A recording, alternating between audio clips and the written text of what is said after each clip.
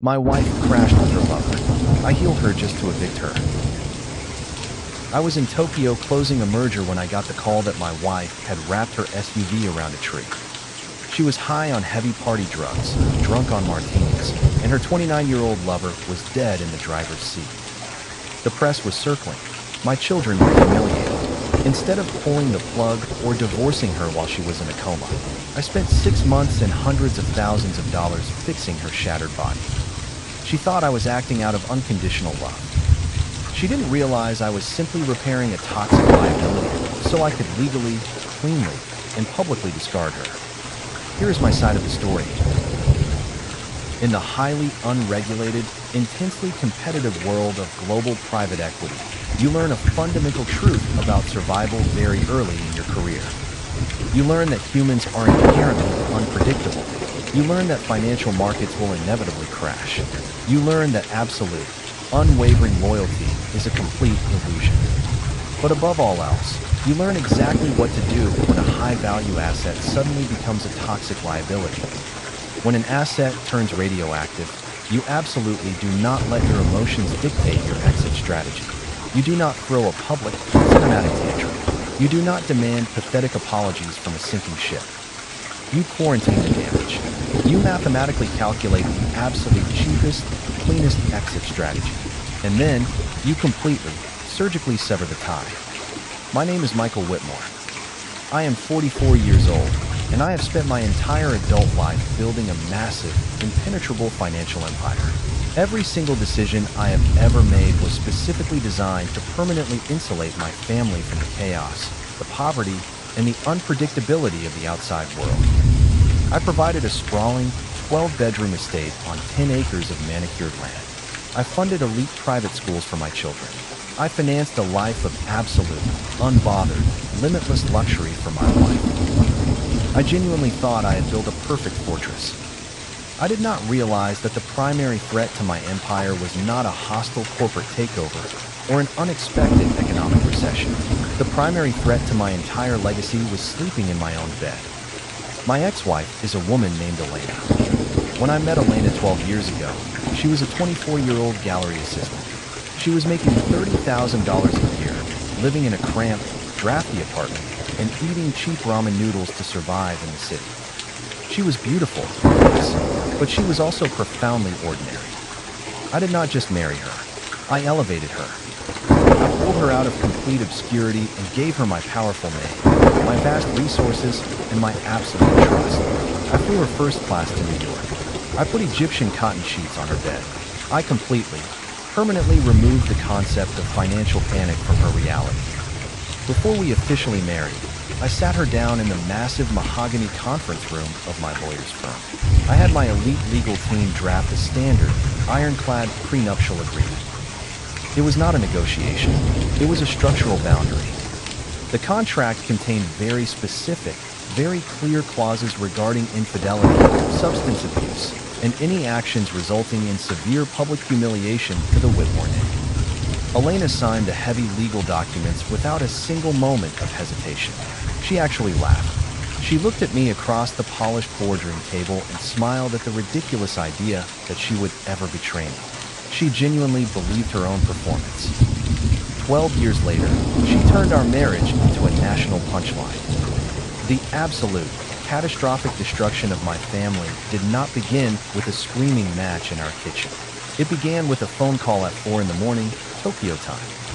I was sitting in a high-rise, glass-walled boardroom overlooking the Shibuya district. The rain was streaking heavily against the windows. I was finalizing a massive corporate merger with Japanese executives, a deal that would permanently secure my children's trust funds for the next 3 generations. My personal, encrypted cell phone rang. It vibrated silently on the polished wood table. Only 3 people in the entire world had that specific number. I excused myself from the meeting. I walked into the quiet, dimly lit hallway. The caller ID displayed the State Highway Patrol. I answered the call.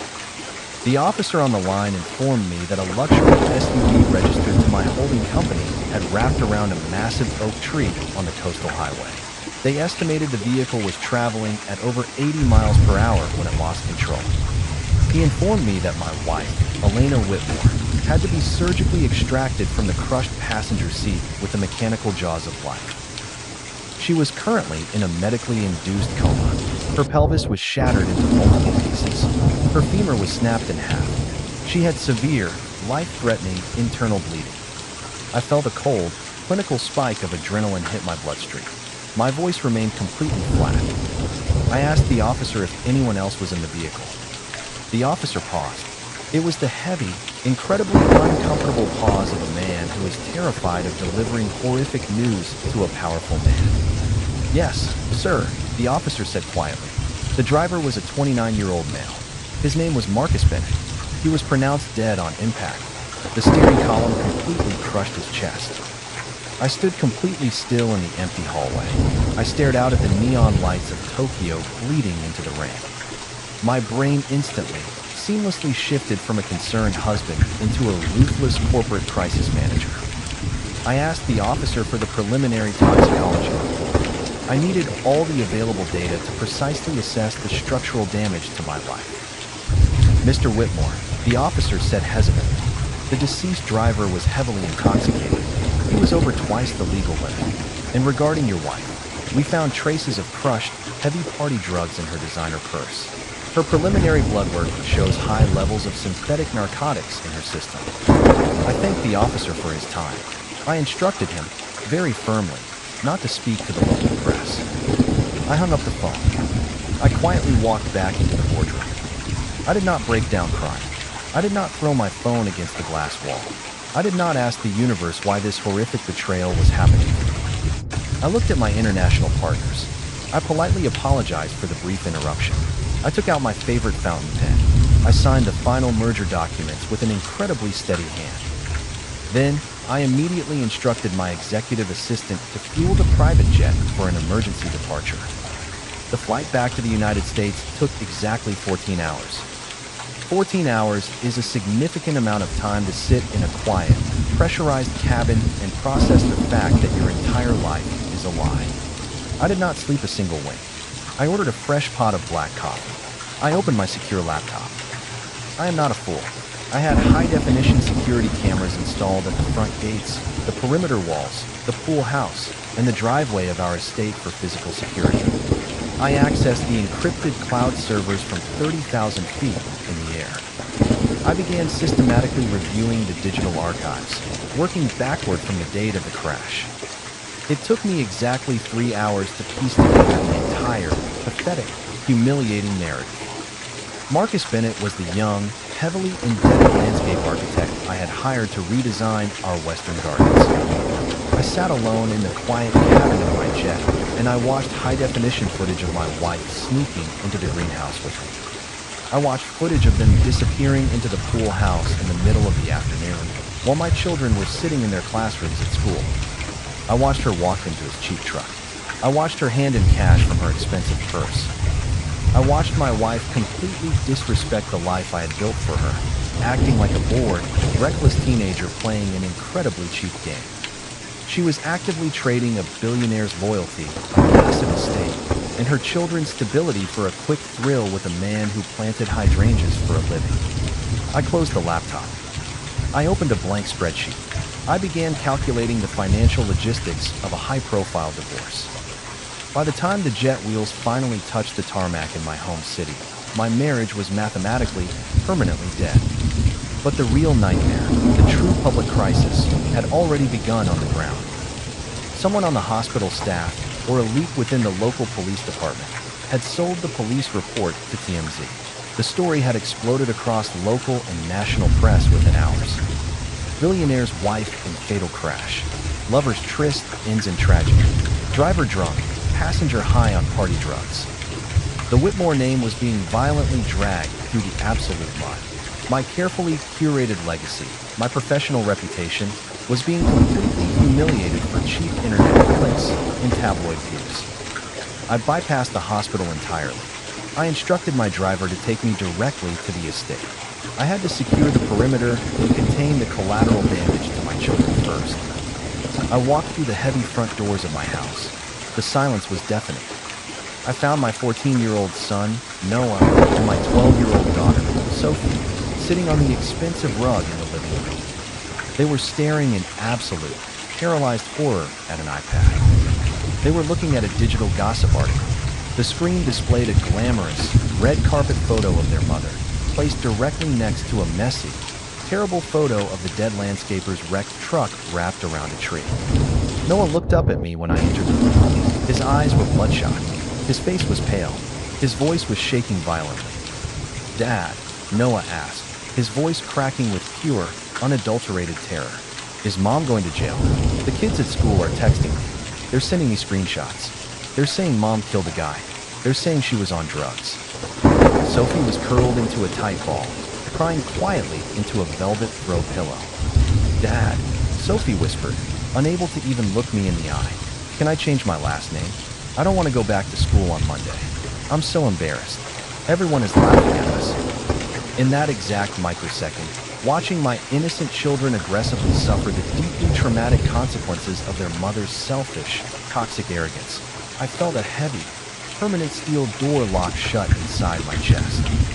Any lingering trace of affection I had for Elena Whitmore was instantly, permanently incinerated. I sat down on the floor with my children. I did not defend her. I did not insult her. I did not lie to them to protect her feelings. "Your mother made catastrophic, terrible choices," I told them calmly, treating them like the young adults they were rapidly being forced to become. "She broke our family today, but I promise you, I will handle this. I will protect you. You never have to read these articles again, and you never have to see her if you do not want to." I took Noah's cell phone out of his hand. I turned it off. I told him I was buying him a brand new phone with a completely unlisted number, so his classmates could not reach him. I immediately made 3 phone calls. First, I called an elite, ruthless crisis PR firm in New York. I paid them a massive, 6-figure retainer on the spot. I instructed them to aggressively scrub the internet, bury the search results, and threaten immediate, crushing legal action against any publication printing unverified rumors about my children. Second, I hired a private security detail to shadow the kids to school, monitor the perimeter of the estate, and keep the paparazzi completely away from our gates. Third, I called my legal team to review the exact wording of the prenup, ensuring the infidelity and drug clauses were triggered the moment the toxicology report was officially filed. Only then, with the perimeter fully secured, did I drive to the hospital to physically assess the damage to the liability. I walked into the intensive care unit. The smell of bleach and sterile alcohol was overpowering. Elena was a horrific mess of plastic tubes, beeping monitors, and thick white plaster. Her face was heavily bruised. She looked fragile, broken, and completely pathetic. The lead orthopedic surgeon, Dr. Patel, pulled me into the sterile hallway to discuss the reality of her condition. "Mr. Whitmore, her injuries are incredibly severe," he explained, reviewing her charts. "A completely shattered pelvis, a snapped femur. She requires 3 massive titanium rods to stabilize her legs. She requires multiple specialized reconstructive surgeries and extensive skin grafts on her arms. The recovery will take at least 6 full months, and it will be astronomically expensive." I looked through the glass window at the woman who had betrayed everything I stood for.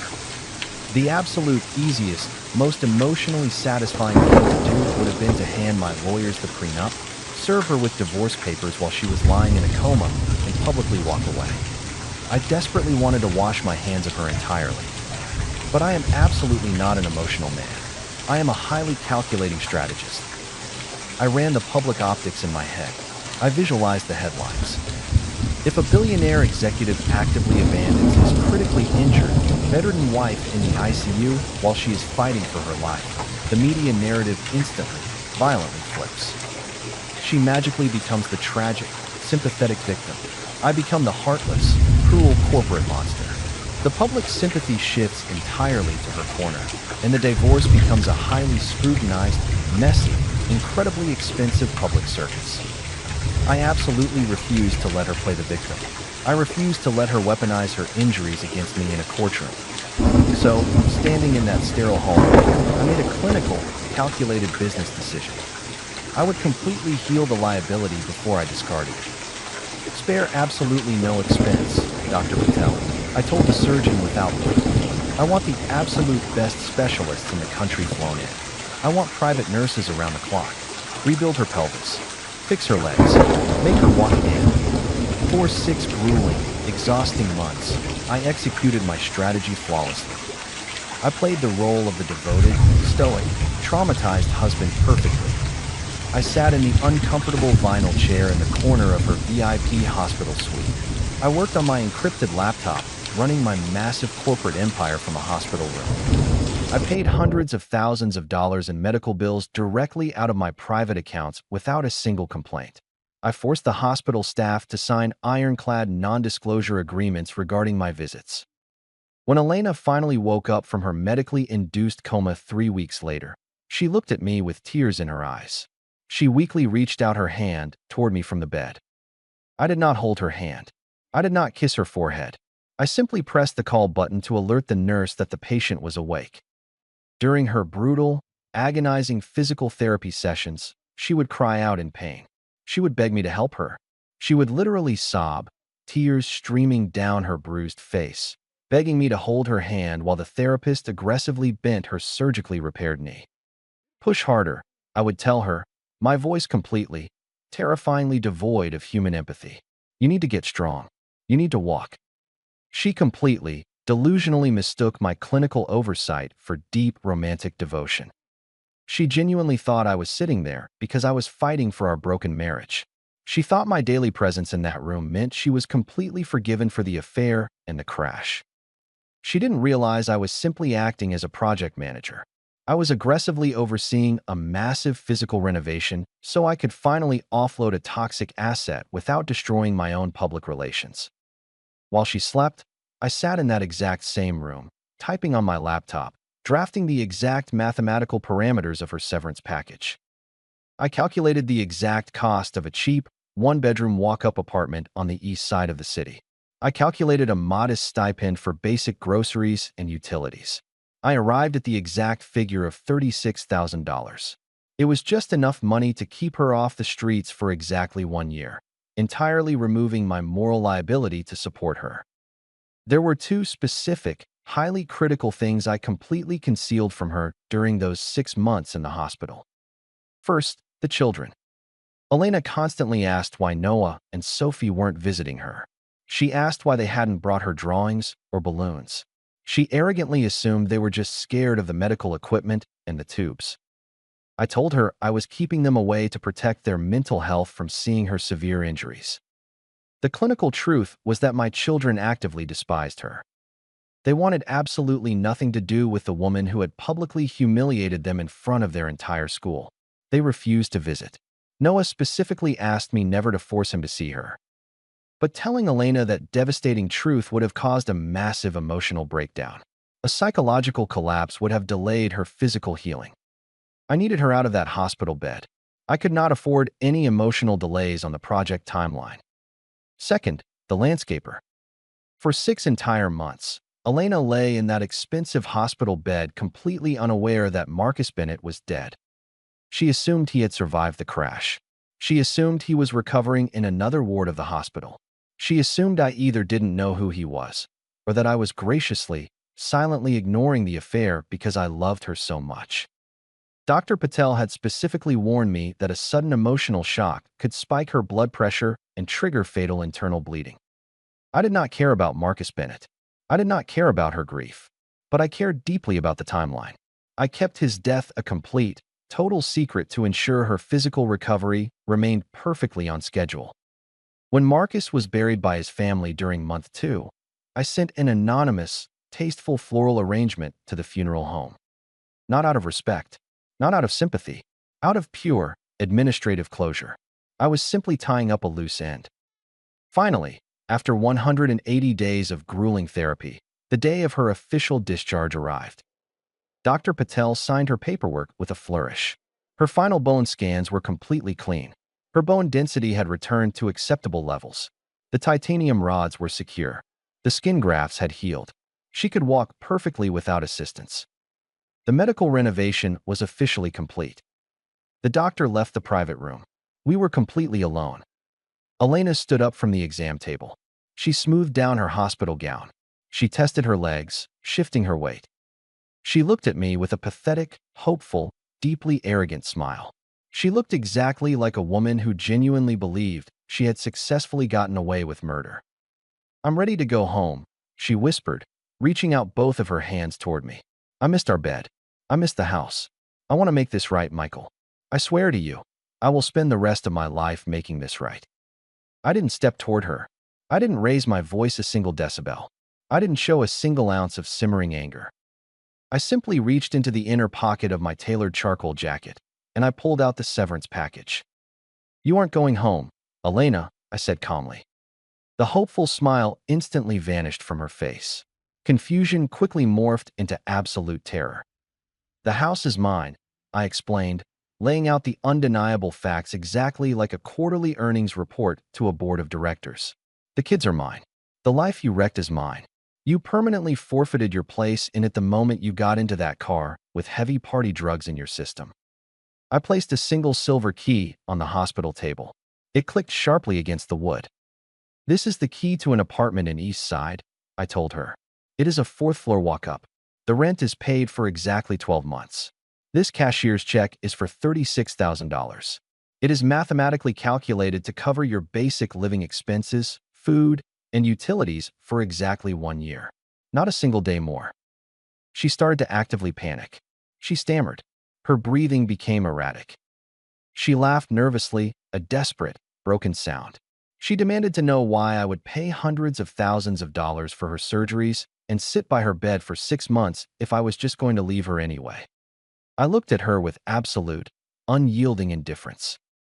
I was repairing a liability, I told her, the absolute truth finally cutting through the sterile air like a scalpel.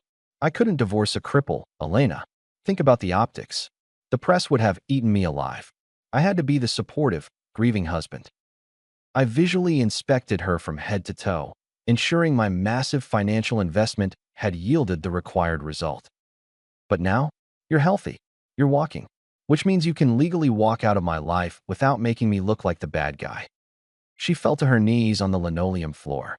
The impact must have hurt her freshly healed legs, but I didn't care. She begged. She pleaded. She asked about the children. She frantically demanded to see Noah and Sophie before she left. I delivered the final, crushing psychological blow. I told her the absolute truth. I told her the kids had seen the mugshots online. I told her Noah asked if she was going to jail. I told her Sophie actively wanted to change her last name to avoid the humiliation of being associated with her. "They didn't come to the hospital because I stopped them," I said coldly, watching the realization destroy her. "They didn't come because they didn't want to see you. They were deeply ashamed of you." Then, fully broken, she finally asked the question she had been entirely too cowardly to ask for half a year. She looked up at me from the floor and asked about Marcus. "Oh," I said, feigning mild realization. "I forgot. No one told you. He's dead, Elena. He died on impact." The steering column went right through his chest. "His family buried him 4 months ago." Watching her process that specific information was a masterclass in psychological collapse. She realized she had been lying in a luxury hospital bed for 6 entire months, dreaming of a future with a man who was literally rotting in the ground. She screamed. She called me a monster. She accused me of being a sociopath for hiding his death from her while she was in pain. "I'm not cruel," I corrected her smoothly, adjusting my cuffs. "I am a pragmatist. Telling you he was dead didn't serve the timeline of your recovery." I pointed firmly to the cashier's check on the table. I reminded her of the airtight prenup she had signed 12 years ago. I reminded her of the strict infidelity clause. I reminded her of the substance abuse clause. She had violated the contract in spectacular, incredibly public fashion. She was legally, morally, and structurally entitled to absolutely nothing. Zero.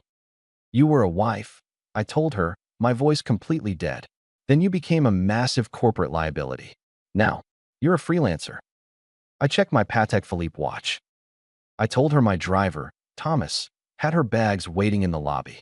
I told her she had exactly 365 days to figure out how to survive in the real world on her own. Then, I turned my back on her, opened the heavy oak door, and walked out of the hospital suite. I didn't look back a single time. My divorce was finalized quietly, cleanly, and legally. The press had absolutely nothing negative to report about me because I had played my supportive role perfectly. I was the tragic billionaire who tried everything to save his broken wife. I completely, surgically severed her access to my money, my children, and my peace. For months later, I was having dinner at a high-end Italian restaurant downtown. I was sitting with a new woman. Her name was Victoria. She was a senior partner at a corporate law firm. She was brilliant, composed, highly successful, and brought absolutely zero chaos into my life. She was a true equal. She was a partner, not a charity project. I happened to glance out the large glass window of the restaurant. Elena was standing on the wet sidewalk in the rain. She was wearing cheap clothes. She looked exhausted, like she had just finished a minimum-wage shift. She was staring directly at me through the glass, watching me laugh with another woman. Our eyes met for a fraction of a second. I didn't flinch. I didn't scowl. I didn't feel a single ounce of pity, guilt, or lingering regret.